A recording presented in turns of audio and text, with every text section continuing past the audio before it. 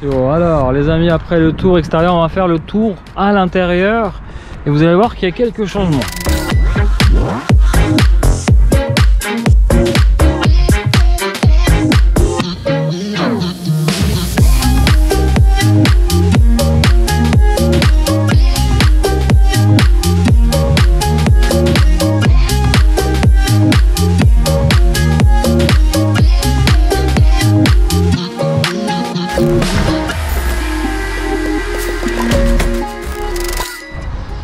Les amis, voici les nouvelles portières d'intérieur de cette nouvelle 308. On a de la petite surpiqûre ici de couleur. On a des matières un peu moussées. On a du plastique dur quand même ici. On est sur quelque chose quand même assez bien travaillé. On est sur quelque chose de commun, hein, clairement. Ça ressemble quand même à une 508 ou à une 3008. Mais la petite différence, c'est ces petites LED incrustées avec un éclairage d'ambiance de nuit qui, à mon avis, promet quelques belles surprises. Bon, allez, on passe à l'intérieur. Et à l'intérieur, gros changement. Alors, démarrage. Ok, on va enlever la caméra 360 tout de suite. On va voir un petit peu, il y a plein de nouveautés, à commencer par ce volant. Alors le volant, vous allez me dire, c'est pas en soi une grosse nouveauté, mais si on regarde un petit peu dans le détail, il y a déjà le nouveau logo ici. Voilà, c'est pas une grosse nouveauté, mais quand même en soi, avoir le nouveau logo Peugeot sur la nouvelle 308, ça fait sens. Mais surtout, ils ont eu plein de retours clients sur le fait que maintenant vous avez toutes les commandes sur le régulateur de vitesse adaptatif ici, placé sur cette position du volant. C'est plus du tout derrière via un commodo, mais maintenant ils l'ont intégré directement. Alors ça, c'est plutôt simple et pratique au quotidien. Sinon, peu de changements sur ce volant. Toujours le méplat en haut pour la visibilité et le petit méplat en bas pour la sportivité. À noter, nous sommes sur une version haut de gamme, hein, la finition GT. Voilà. À noter les petites surpiqûres ici de couleurs. Là, vous pouvez choisir. Au catalogue, il y a plusieurs couleurs de surpiqûres. Et puis, regardez dans son ensemble, nouveau tableau de bord, un nouvel écran 10 pouces. Ici, avec ces touches de raccourci tactile, vous allez voir qu'on peut tout paramétrer. Il y a quand même pas mal de choses à vous faire voir. Ce nouvel écran à affichage 3D désactivable à tout moment avec une belle cinématique. Vous allez voir, on va naviguer, on va un petit peu se perdre à bord de toute cette nouvelle technologie. Ce qui me plaît vraiment, c'est ce tableau de bord avec ce design, et quand vous le voyez, en fait il y a un creux derrière l'écran qui vient se prolonger, ça étire un peu le tableau de bord jusqu'aux portières, et le raccord est absolument bien fait.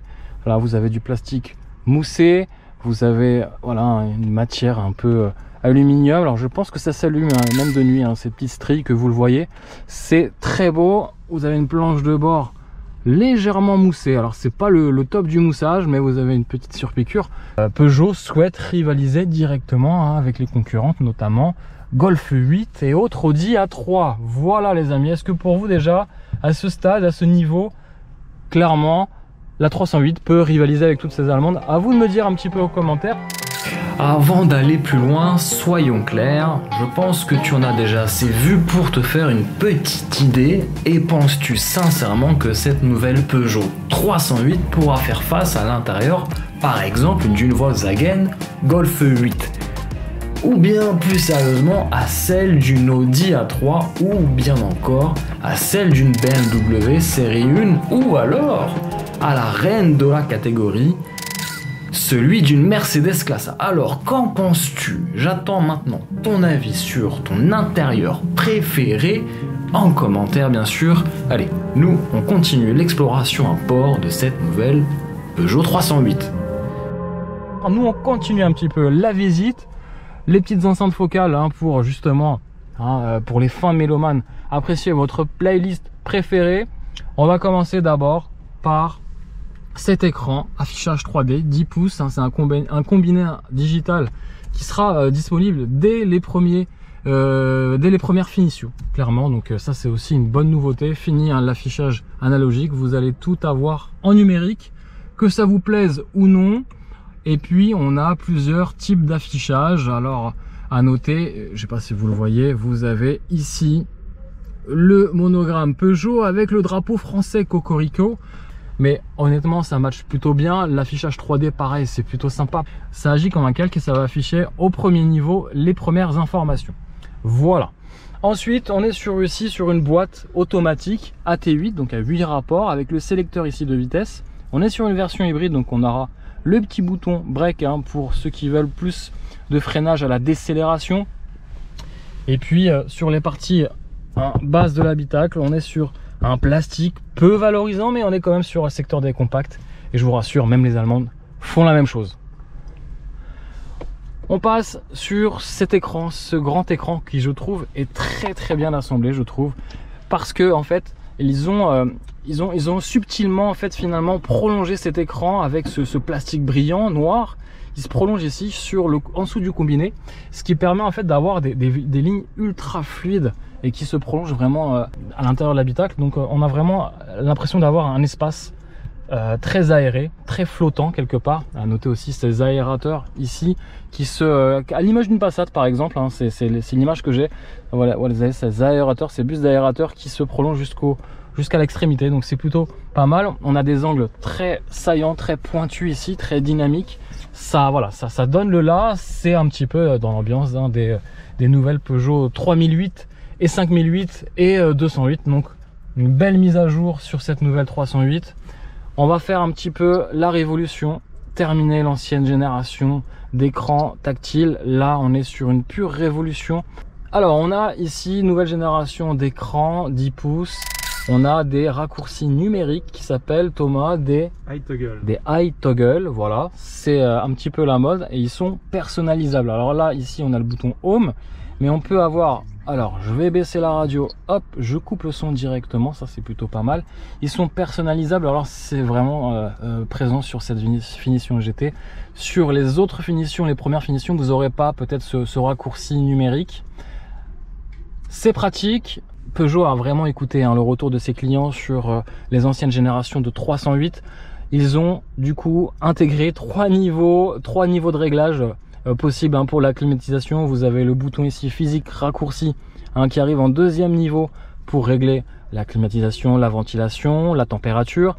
Vous avez pareil la possibilité de paramétrer ici les iToggle, c'est-à-dire que chaque brique vous pouvez vraiment paramétrer. Vous pouvez mettre la navigation ici, vous pouvez mettre la climatisation, vous pouvez mettre la radio, vous pouvez même mettre un raccourci sur la température exacte que vous voulez. Donc vous allumez le contact, vous appuyez sur hop sur cette touche là et j'ai 21 degrés qui se diffuse directement sur ma partie. Donc ça c'est pas mal parce que du coup ça évite tout de suite de se perdre dans les réglages, c'est plutôt cool. Et puis après pareil en termes de navigation, admirez, c'est super fluide. Vous avez cette petite barre là de touche. Vous avez aussi les sièges massants, vous avez plein de choses, une belle animation entre chaque écran. C'est plutôt pas mal. Je vous cache pas qu'il faudra quand même un petit temps d'adaptation, mais honnêtement ça n'a strictement plus rien à voir avec les anciennes générations d'écran et de navigation. Là on est sur une version de pré-série, il y aura encore un soft, plusieurs softs avec une nouvelle mise à jour plutôt. Alors on a le frein de parking électrique. Vous avez les différents modes de conduite. Alors on est sur une version hybride, donc vous avez le mode hybride, le mode électrique et le mode sport. Et bien entendu à chaque mode l'affichage diffère. Alors attendez, parce qu'il faut que je combine plusieurs choses. Voilà. Et donc si je change de mode hybride, voilà, électrique, ok, et j'ai encore un autre mode d'affichage si j'ai bien compris. Ok, voilà, moi je voulais ma petite voiture au milieu. Donc on recommence, sport, voilà, hybride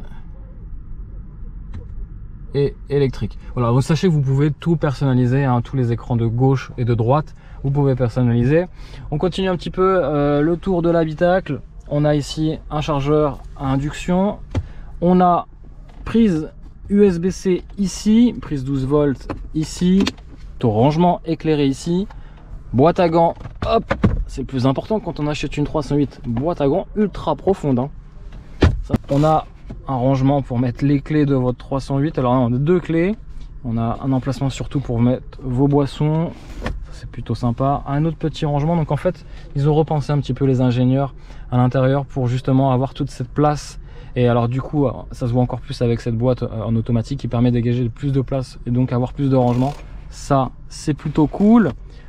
Ici, sous la coudoir, se cache une autre prise USB-C. Rangement, pareil, avec une petite profondeur dans la boîte à gants qui permettra de ranger plein de petites choses sympathiques. Ici, dans les vides-poches, pareil, vous pourrez ranger facilement une bouteille d'eau.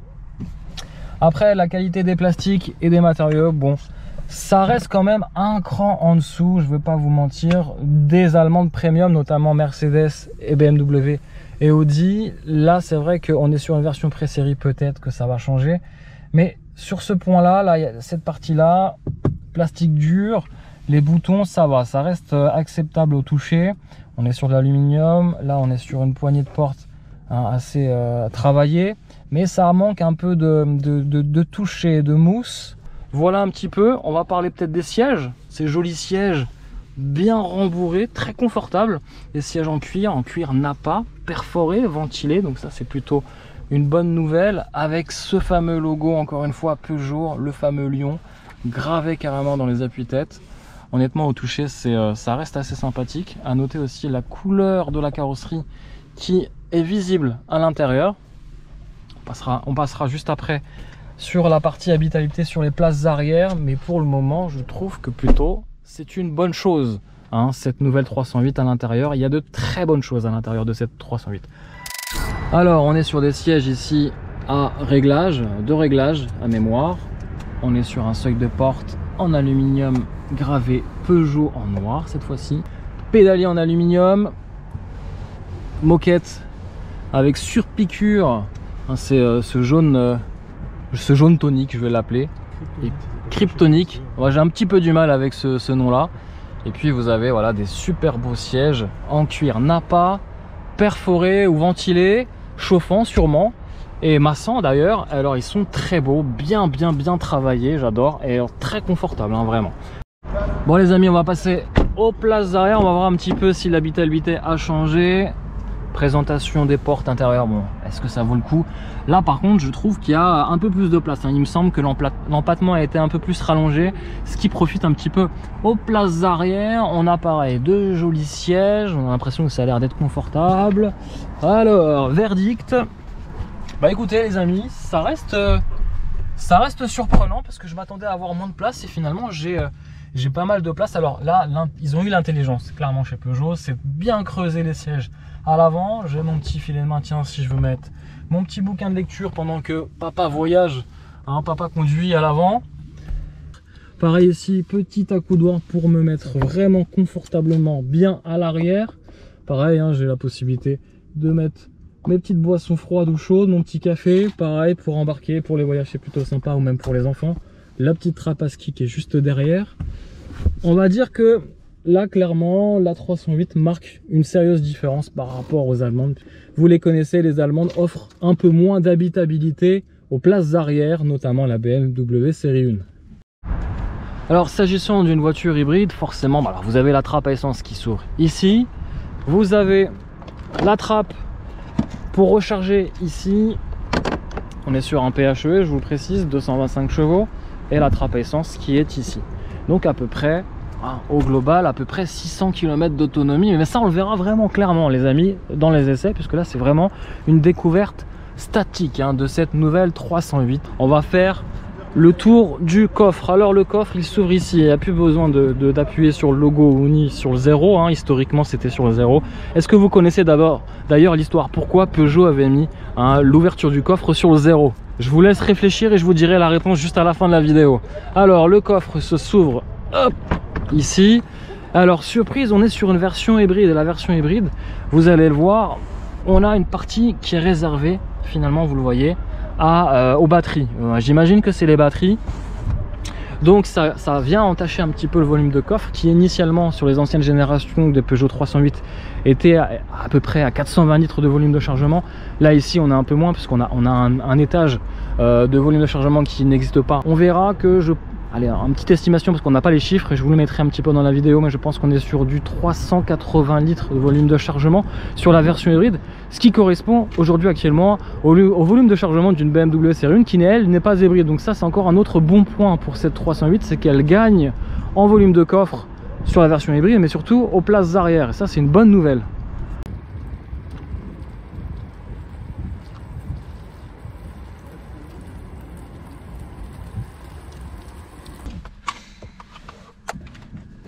Ça vous dérange pas qu'on vous voit dans la vidéo?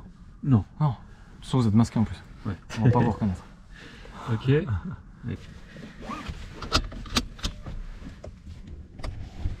Les amis, je suis à l'arrière de cette nouvelle Peugeot 308 et chose exceptionnelle, on va pouvoir rouler quelques mètres à quelques km/h à bord et en silence puisque c'est une version hybride.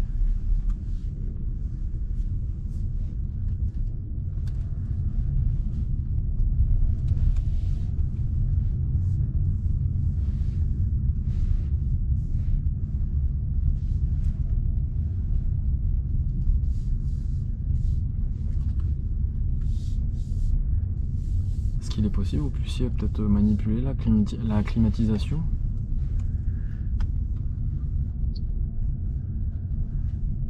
Ah oui, là vous augmentez, d'accord. Ah ouais. Chauffage. C'est chauffant. Regarde, je vais me faire chauffer les fesses. Ah ouais, Et bien.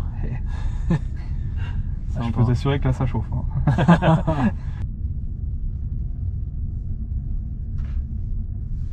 Si on a...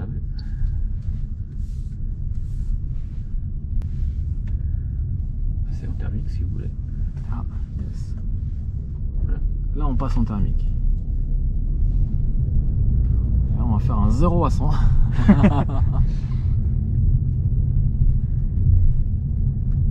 Mode sport. Alors j'ai oublié de vous dire, mais à l'arrière vous avez aussi la possibilité de recharger vos portables, hein. Vous avez deux prises USB-C. Ici vous avez la commande de ventilation manuelle cette fois-ci arrière, et puis vous pouvez aussi ranger ici dans ce filet de maintien des bouquins, tout ce que vous voulez pour les enfants. C'est super pratique. Et j'oubliais le petit accoudoir, regardez, joli accoudoir où vous pouvez ranger vos boissons préférées. Un petit rangement ici, la trappe à ski, très important si vous allez au sport d'hiver. Et à noter aussi ces jolis sièges arrière qui sont pour le coup très confortables, hein, avec un bon moelleux. La mousse a bien été travaillée, vous le sentez. Donc ça c'est vraiment agréable, hein. Sans problème vous allez pouvoir voyager à bord de cette 308.